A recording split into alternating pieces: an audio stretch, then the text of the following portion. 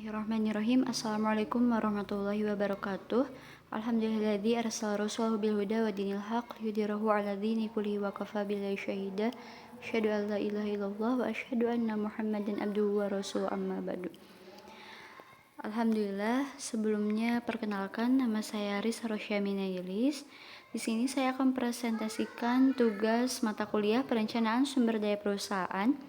Tugas ini yang saya akan bahas yaitu terkait dengan marketing atau pemasaran.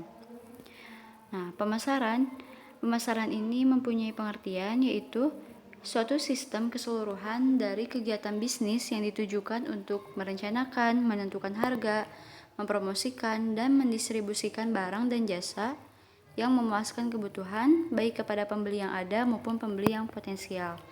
Nah, di sini jadi fungsi pemasaran ini sangat luas, yaitu dari segi perencanaannya, terus menentukan harganya, mempromosikannya, dan juga mendistribusikannya. Lalu apa itu manajemen pemasaran? Manajemen pemasaran yaitu analisis, perencanaan, pelaksanaan, dan pengendalian atas program yang dirancang untuk menciptakan, membentuk, dan mempertahankan pertukaran yang menguntungkan dengan pembeli sasaran atau target buyer dengan maksud untuk mencapai tujuan-tujuan organisasinya. Lalu dalam marketing ini dikenal dengan dua konsep. Yang pertama itu adalah konsep pemasaran dan yang kedua itu konsep penjualan. Nah, untuk konsep pemasarannya sendiri ini sangatlah penting ya. Jadi dalam suatu pemasaran ini harus mempunyai konsep. Nah, ada beberapa konsep yang termasuk ke dalam konsep pemasaran secara keseluruhan. Yang pertama itu adalah konsep produksi, yang kedua konsep produk, yang ketiga konsep penjualan, yang keempat konsep pemasaran, dan juga konsep pemasaran kemasyarakatan. Selanjutnya, di sini ada 3 perbedaan yaitu dari konsep penjualan, konsep pemasaran, dan juga konsep pemasaran baru.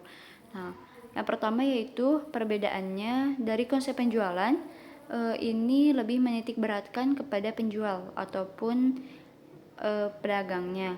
Sedangkan konsep pemasaran ini lebih menitik beratkan kepada pembeli ataupun konsumennya, dan konsep pemasaran baru lebih kepada lingkungan perusahaannya.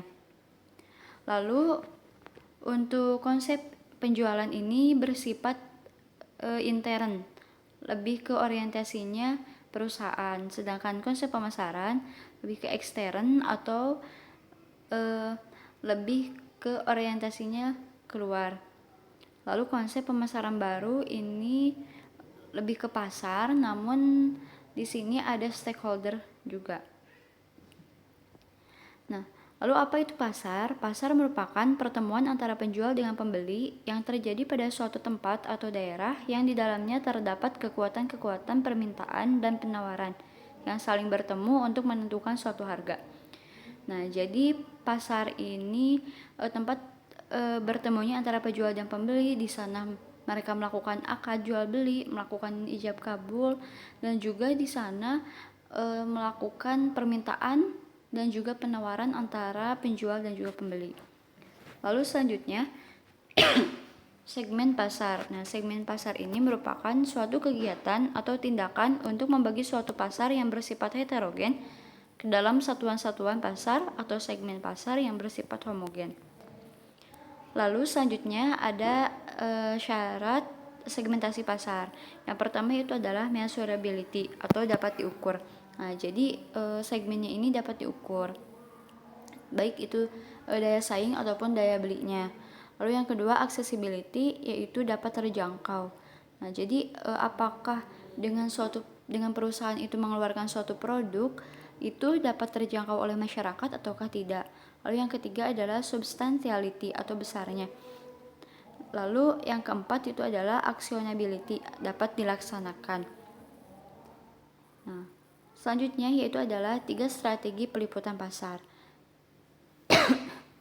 Yang pertama yaitu adalah pemasaran serba sama, yang kedua itu adalah pemasaran serba aneka, dan yang ketiga pemasaran terpusat. Jadi pemasaran serba sama ini penjualannya itu di suatu tempat namun menjual banyak produk dan pemasarannya itu sama. Yang kedua, pemasaran serba aneka, ini banyak produk juga. Dan yang ketiga itu pemasaran terpusat, ini hanya pada satu tempat dan itu satu produk ataupun satu kelompok ya, kelompok produk ataupun kelompok pasar. Nah, selanjutnya pasar barang konsumsi. Dalam pemakaiannya, barang konsumsi ini mempunyai 3 tujuan. Yang pertama itu barang convenient, yang kedua itu barang toko, dan yang ketiga barang spesial. Nah, apa itu barang convenient? Jadi barang ini merupakan barang yang sering dipakai oleh masyarakat dan juga barang yang mudah didapatkannya. Contohnya seperti sabun, alat mandi, gula, terigu, dan lain sebagainya. Lalu yang kedua, barang toko ini merupakan barang yang hanya terdapat di toko tertentu, lalu harganya lumayan mahal dan juga kualitasnya bagus. Contohnya seperti komputer, mesin cuci, televisi, dan lain sebagainya. Lalu yang ketiga, barang spesial. Nah, ini barang spesial ini hanya ada di satu tempat, lalu harganya itu lumayan sangat tinggi dan jarang. Contohnya seperti perhiasan ataupun barang-barang lainnya. Lalu apa itu barang industri? Nah, barang industri merupakan barang yang dibeli dengan tujuan untuk diproses lebih lanjut untuk kepentingan industri. Nah, barang industri biasanya dibeli berdasarkan keperluan barang lain. Misalnya produk kain batik yang bahan bakunya kain mori. Nah, di sini barang industri juga dapat dibagi ke dalam 5 golongan. Yang pertama itu adalah bahan baku, yang kedua komponen dan barang setengah jadi, yang ketiga perlengkapan operasi, yang keempat instalasi alat produksi, dan yang kelima yaitu alat bantu lainnya. Nah, jadi barang industri ini yang sangat berperan penting yaitu adalah bahan baku. Mengapa? Karena tanpa adanya bahan baku, perusahaan itu tidak dapat memproduksi apa-apa. Makanya bahan baku ini sangatlah penting. Selanjutnya, tahapan menganalisis peluang pasar. Nah, jadi sebelum kita melakukan penjualan, itu harus dianalisis dulu peluang pasarnya. Yang pertama, yaitu dengan cara kita menetapkan tujuan perusahaan. Untuk apa sih perusahaan ini dibangun? Lalu produknya itu seperti apa? Dan tujuannya itu untuk apa? Lalu yang kedua, mencari peluang pasar. Yang ketiga, mengidentifikasikan peluang pasar. Misalnya, apakah produk ini dijual di pasar ini dapat laris ataukah cocok dengan peminat di masyarakat ataukah bagaimana. Lalu selanjutnya melakukan pengembangan pasar. Nah, ini sangat penting ya ketika perusahaan itu sudah berjalan. Nah, di sini 3 golongan dalam pengembangan pasar. Yang pertama pengembangan intensif, yang kedua pengembangan integratif, dan yang ketiga pengembangan diversifikasi. Yang pertama pengembangan intensif. Kegiatan pengembangan intensif adalah kegiatan dengan melihat pasar sekarang, pasar baru, produk sekarang maupun produk baru. Yang kedua pengembangan integratif, yaitu pengembangan pasar hanya digunakan bagi perusahaan yang mempunyai masa depan cerah dalam meningkatkan laba perusahaan. Yang ketiga itu adalah pengembangan diversifikasi. Pengembangan ini diambil jika pasar tidak mungkin berkembang lagi dan mengalami pertumbuhan yang lambat. Selanjutnya ada marketing mix. Marketing mix adalah kumpulan variabel-variabel yang dapat digunakan perusahaan untuk mempengaruhi tanggapan konsumen. Nah, ada 4 komponen dalam marketing mix. Yang pertama yaitu adalah produk, yang kedua harga, yang ketiga kegiatan promosi, dan yang keempat itu adalah sistem distribusi. Nah, satu yaitu produk. Setiap apa saja yang bisa ditawarkan di masyarakat di pasar untuk mendapatkan perhatian, permintaan, pemakaian, ataupun konsumsi yang dapat memenuhi kebutuhan atau keinginan. Nah, jadi produk ini apa aja yang ditawarkan, baik itu produknya berupa pakaian ataupun makanan. Nah, ini termasuk ke dalam produk. Yang dalam produk juga ada 3 bagian. Yang pertama itu produk inti, yang kedua produk berwujud, dan yang ketiga yaitu produk tambahan. Misalnya produk inti itu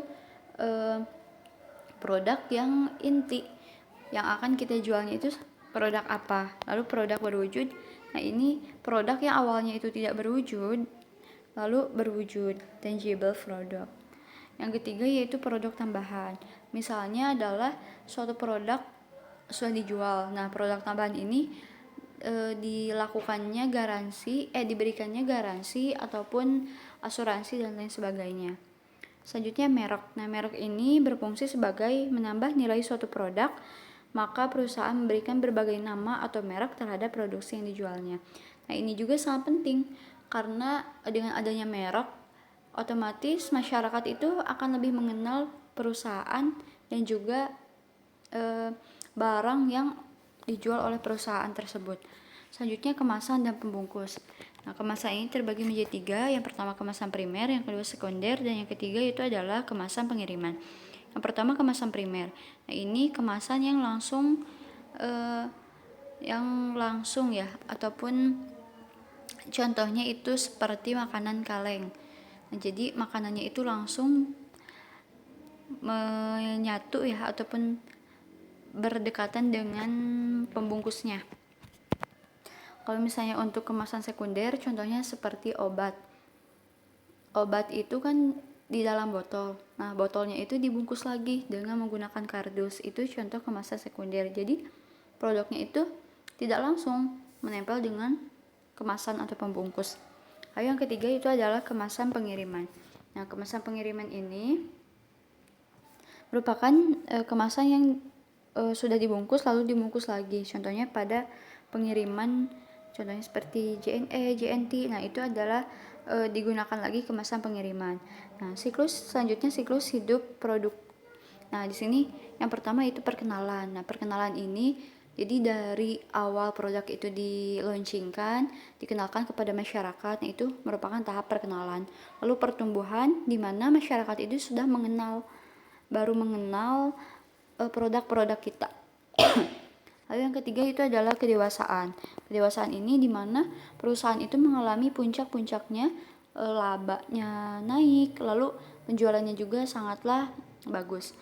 Lalu mengalami kemunduran. Nah, ini yang paling berbahaya ya, ketika produk itu sudah mulai menurun dari labanya, dari penjualannya. Nah, otomatis itu perusahaan mengalami kemunduran.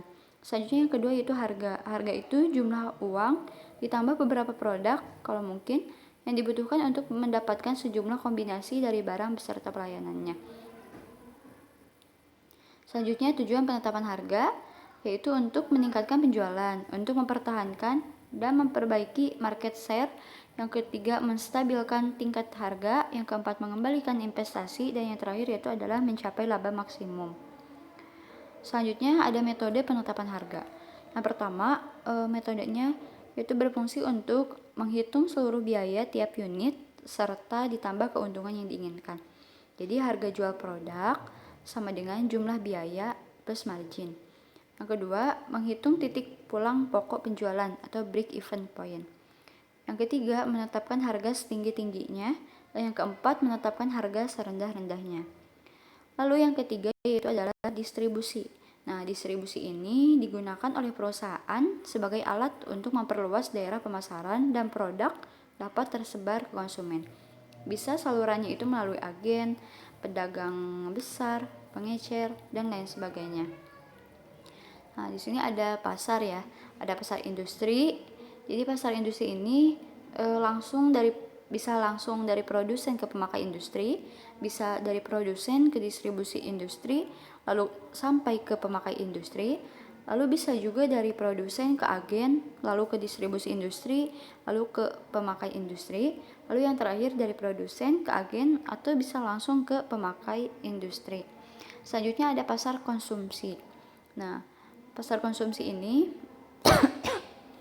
ada yang bisa langsung dari produsen ke konsumen, ada yang dari produsen lalu ke pengecer, lalu ke konsumen, ada dari produsen ke pengecer lalu ke konsumen, ada juga yang dari produsen ke agen, ke pedagang besar, ke pengecer lalu ke konsumen. Selanjutnya ada saluran pemasaran tradisional dan vertikal.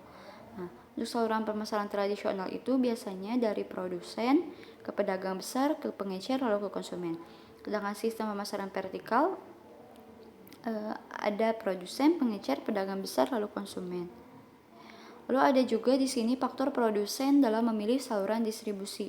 Nah, ada pertimbangan-pertimbangan. Yang pertama itu pertimbangan pasar. Adanya pelanggan potensial, konsentrasi geografis, pasar, dan besarnya pesanan. Yang kedua, pertimbangan produk, nilai satuan produk, sifat barang. Yang ketiga, pertimbangan perantara, perantara yang dapat melakukan pemasaran lebih baik, kebijakan perusahaan dalam pemilihan perantara. Yang keempat, pertimbangan perusahaan. Nah, di sini menggunakan armada angkutan sendiri dan gudang sendiri. Perusahaannya yang belum mempunyai distribusi produk yang luas, dan perusahaan ingin memendekkan jalur distribusi. Selanjutnya, yang keempat itu adalah promosi. Nah, promosi ini merupakan suatu kegiatan untuk memperkenalkan produk dan bertujuan agar konsumen tertarik untuk membelinya. Cara produsen untuk menarik konsumen itu seperti apa? Yang pertama bisa melalui periklanan, yang kedua bisa melalui penjualan pribadi, yang ketiga promosi penjualan, dan yang keempat publisitas. Selanjutnya, selain dari produk ataupun barang, ada juga nih yang namanya jasa. Lalu apa itu jasa? Jasa merupakan kegiatan atau manfaat yang dapat diberikan oleh suatu pihak kepada pihak lainnya yang pada dasarnya tidak berwujud dan tidak pula berakibat pemilihan sesuatu. Produksi dapat atau tidak dapat dikaitkan dengan suatu produk yang bersifatnya fisik. Karakteristik jasa ini yang pertama itu tidak berwujud, jadi tidak nampak. Yang kedua yaitu tidak dapat dipisahkan atau diwakilkan. Contohnya seperti dokter. Kalau misalnya dokter yang kita sudah percayai itu ada, maka kita dapat menikmati ataupun dapat merasakan apa yang sudah diperiksanya. Nah, lalu kalau misalnya tidak ada, maka ini tidak dapat diwakilkan. Selanjutnya yaitu tidak tahan lama, dan yang keempat yaitu adalah aneka ragam. Mungkin hanya itu yang dapat saya sampaikan, kurang lebihnya mohon maaf, semoga bisa bermanfaat. Wassalamualaikum warahmatullahi wabarakatuh.